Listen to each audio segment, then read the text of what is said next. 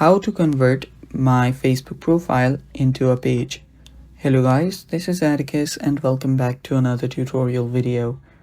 In today's video, I'm gonna teach you how you can convert your Facebook profile into a page.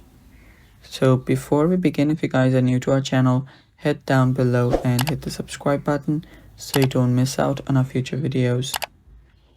Also, press the bell icon so you get notified when we release our new videos. Now let's begin. First of all, you will need to actually know that you can no longer convert a profile into a page. But what you can do instead of that is use or enable a mode called professional mode on your profile to get page-like experience with followers and content insights. So to do this, open up your Facebook. After you've opened up your Facebook, you can then go to your menu on the bottom right. After you're on your menu, tap on your name on the top so you can go to your profile. Now, after you're here, what you'll need to do is tap on the three dots right besides edit profile.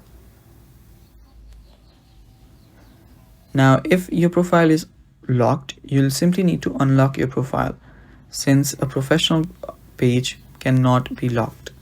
So unlock your profile. If you have locked it, tap on unlock,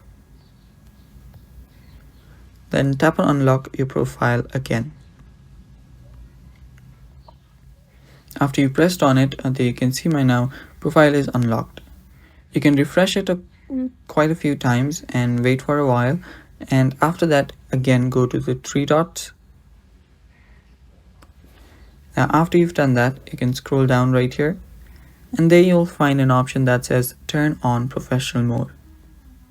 Tap on it, then tap and turn on again.